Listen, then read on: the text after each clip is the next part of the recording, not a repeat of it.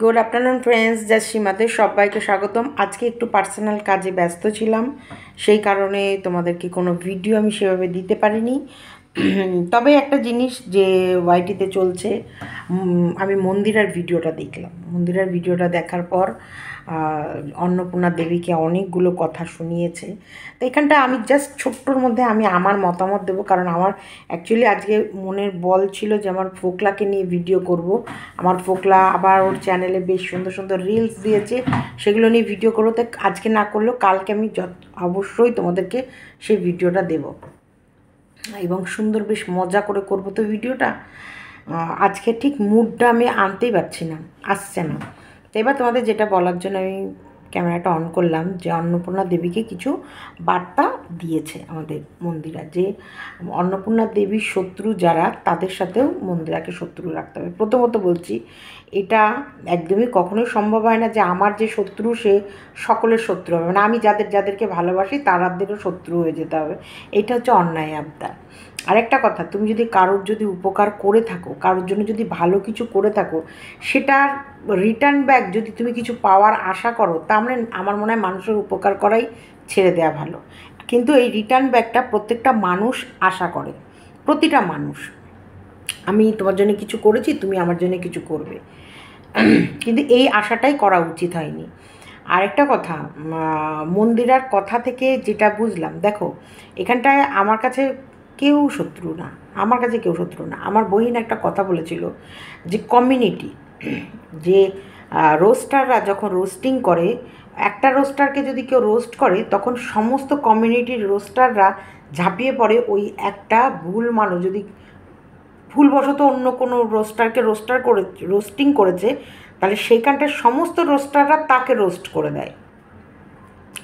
তেমনি ব্লগারদের পাশে সবসময় থাকবে, আর কন্ট্রোভার্সি ক্রিয়েটারদের পাশে থাকবে। এটা কিন্তু সাধারণ চাওয়া, আমার মনে হয়েছে যে এটা একটা সাধারণ চাওয়া। তা মা অন্নপূর্ণার যে রূপের কথাটা বললো, সেখানটায় মোটামুটি ওনার তো ব্লগারদের উপরও রাগ, ব্লগার ময়ের ওপরে রাগ। তারপরে হচ্ছে ওই মন্দিরা যখন যেতে চেয়েছিল তখন সাদরে আমন্ত্রণ জানায়নি, এবং নিজের একটা, হ্যাঁ ওনার ভেতরে কিন্তু একটা ভীষণ দম্ভ কাজ করে, ভীষণ দম্ভ।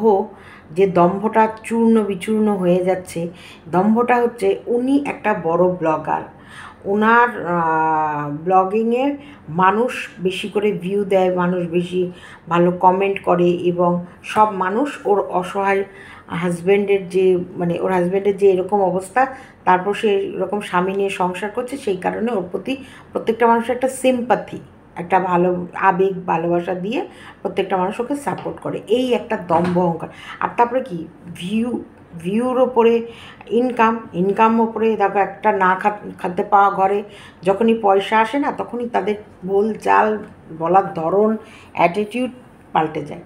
কিন্তু মন্দিরা সেক্ষেত্রে আমি দেখেছি যে ও আবার, ওর বাড়িতে আমি আগেও দেখেছি যে ব্লগার হোক বা ভিউয়ার্স হোক, যে যেত তাকে কিন্তু সাদরে আমন্ত্রণ জানাতো, ক্যামেরায় নিত, আর এক গ্লাস শরবত তো তাকে খাওয়াবেই। সেই গ্লাস ওর ঘরে থাক না থাক, ছোটো মার ঘর থেকে চেয়ে এনেও এক গ্লাস শরবত ও খাওয়াবেই। একটা করে ফুটি হোক বা যাই হোক, ওর মানে কোনো না কোনো কোল্ড ড্রিঙ্কস, জল, যে কোনো জিনিস ও দেবেই। আর প্রত্যেকটা মানুষকে ক্যামেরাতে নেবে, আর ভীষণ মিষ্টি মুখে কথা বলে। তো এইটা অ্যাকচুয়ালি বড় হওয়ার একটা পজিটিভ দিক। যখন তুমি ভালো জায়গায় চলে যাবে, বড় হবে, তখন প্রত্যেকটা মানুষকে যে ফিল করানো, যে দেখো আমি কিন্তু এখনও সাধারণ রয়েছে, আমি এখনও তোমাদের মতনই একটা সাধারণ মানুষ। এই যে যেমন ভিউয়ার্সরা যখন দেখে, যেন মনে হয় যেন কী দেখে ফেলেছি, কাকে ছুঁয়ে ফেলেছি, তখন আমি তাদেরকে বলি, আমি আর তুমি এক, তোমার আর আমার মধ্যে কোনো আলাদা নেই। আমি ক্যামেরায় বসে বলছি, তুমি কমেন্ট বক্সে বলছো, তোমার কমেন্টটা ততটাই জরুরি আমি যতটা বক্তব্য রাখছি এখানে। এইটার মধ্যে দেখেছি। কিন্তু কোনির ভেতরে একটা টাইম ওরা এমন জায়গায় পৌঁছেছিল যে মানে কাউকে ওরা সেভাবে করতো না। আর ওর কথাবার্তা মানে অ্যাকচুয়ালি আমাদের অন্নপূর্ণার যে কথার ধরন, মানে একটা থ্রোয়িং, এবং ওর চোখে মুখের মধ্যে না একটা আলাদা দম্ভ অহংকার কাজ করতো। নর্মালিটি, একটা নর্মাল কথা বলা, আর দম্ভ অহংকার, চোখ আর নাক মুখ দিয়ে ফেটে পড়তো। এই যে মানুষের তুমি উপকার করেছো, হ্যাঁ ওইটা একটা টাইমে বিপদে পড়েছিল, সেই বিপদের সময় তুমি পাশে ছিলে, তা বলে পাশে ছিলে বলে এই নয় যে তোমার সে কৃতদাস হয়ে যাবে, এটা নয়। এবার ও যাকে খুশি ভালো লাগতে পারে, যার সাথে ও খুশি তার সঙ্গে কথা বলতে পারে। হ্যাঁ, ওর রাগ কন্ট্রোভার্সি ক্রিয়েটারের ওপরে ছিল, এটা মানা যেতে পারে, আমি মানতে পারি, এটা আমার অ্যাকচুয়ালি আমার বক্তব্য। ও যখন বহিনের সাথে ভাব করেছিল, কারণ যখন যে বহিনের সঙ্গে প্রথম ভাব হলো কখন, যখন ও তো রাহুলকে নিয়ে ঘটনাটা ঘটলো, তখন তোর সঙ্গে কথাবার্তা হলো, তখন যে এমএসএলের রাগ করেছিল, বা ওরা রাগ করে যে ওদের মানে আমাদের মন্দিরার বিপক্ষে গেছিলো, এটা আমরা মানি, এটা মানা যায়। কিন্তু ব্লগার, ওর তো ময়ের ওপরে রাগ, ওর এর ওপরে রাগ, ওর ওপরে রাগ, তার ওপরে রাগ, এত মানুষের ওপর রাগ থাকলে তাহলে তুমি মিশবে কী করে? তুমি তো ব্লগার, তুমি ব্লগ করছো, তোমার ব্লগ সাধারণ সব রকম মানুষ দেখছে, তোমাকে সব রকম মানুষের সঙ্গে ডিল করতে হবে। তেমনি তুমি ব্লগার একজন হয়ে তুমি আরেকটা ব্লগারকে হিংসা করবা বা আরেকটা ব্লগারে খুদ বের করবে, এটা তো ইয়ে করা যায় না, তাই না? তবে মৌ, একটা কথা, এটা কিন্তু বাস্তব সত্যি কথা, মন্দিরার মুখে যেটা শুনছিলাম, মৌ ভীষণ একটা ভালো মেয়ে। মৌকে ফোন আমি যেদিন প্রথম করেছি, মৌ ফোনটা ধরেই এত সুন্দর করে কথা বলেছে, মনটা গলে যাওয়ার মতন। এবং শুধু কথা বলেনি, তুমি আসো, তুমি আসো, তুমি আসো। ওরা তখন কলকাতায় এসেছিলো, যে তুমি আসো না, একদিন কলকাতায় দেখা করি, একদিন আসো, একদিন একসাথে বসে কথা বলি, একদিন একটু খাওয়া দাওয়া করি, মানে যেটাই হোক। ও ভীষণ সুন্দর কথা বলে। এবং ওর যখন ওই ঠাকুর মারা গেছিলো, তখনও ফোন করেছিলাম। দাঁড়াও 1 মিনিট। শুভদা বাড়ি চলে এলাম, নিচে গেট খুলে দিয়ে এলাম। তো এটা আমার নিজস্ব মতামত, আর এটা আমার মনে হয় আমার মতামতের সাথে অনেকেরই মতামত মিলবে। হ্যাঁ, যখন দালালের সাথে হাত মিলিয়েছিল, সেটা রাগ বহিন, কারণ এটা হতে পারে, কারণ বহিনের সাথে ওরা আদায় কাজ করলা, সে জায়গায় এই হাত মিলিয়েছে, তাহলে এর সঙ্গে রাগ হতে পারে না। আমার আর ওকে পছন্দ হচ্ছে না কথা বলতে। কিন্তু তার সাথে সাথে যে সবার সাথে রাগ, আর সারাক্ষণ যে ওর নাম করে যেতে হবে, যেটা বললো, তবে হ্যাঁ চিমটি কেটে কথা বলে, এই চিমটি কেটে কথা বলাটা না একদম ঠিক না।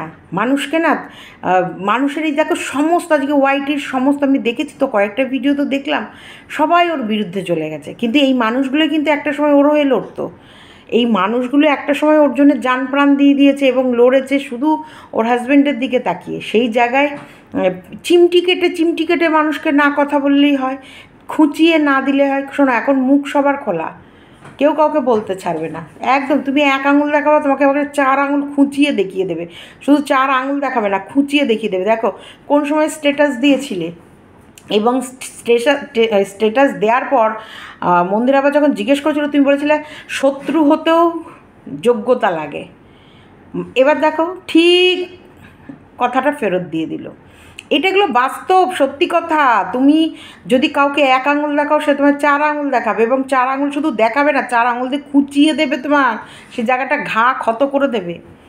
কখনোই কাউকে চিমটি মারা কথা, খোঁচা মারা কথা, অহেতুক মানুষকে মানে নিজেকে আহামরি দেখিয়ে আরেকটা মানুষকে ছোট করা, এগুলো একদম উচিত নয়, একদম নয়। তুমি তোমার নিজস্বতা ভুলে যেও না, তুমি তোমার দায়রাকে কখনোই টপকে যেও না। তুমি উপকার করেছো, তুমি উপকার করেছো তো উপকার করেছো বলে কি সারা জীবন তোমাকে জি হুজুর করে যাবে? এই যে কথাটা বললো, যেই উপকারটা করেছিলে সেই উপকারটা তো পুরো জলে ভাসিয়ে দিল। আজকে যে কথাগুলো মন্দিরা বলল, এবং প্রত্যেকটা কথা মন্দিরা একদম চিমটি মেরে মেরে কথাগুলো বলেছে। মন্দিরাও যে অন্নপূর্ণা বলে যে কথাগুলো বললো আজকে, মানে কতটা ছোট করলো, কতটা ওকে মানে মাটির সাথে মিশিয়ে দিয়ে কথাগুলো বললো, এখানে নিজের মান সম্মান নিজেকে ধরে রাখতে হয়। ওই যে ধরে রাখতে পারলো না, নিজের মান সম্মান নিজেই ডুবিয়ে দিয়েছে।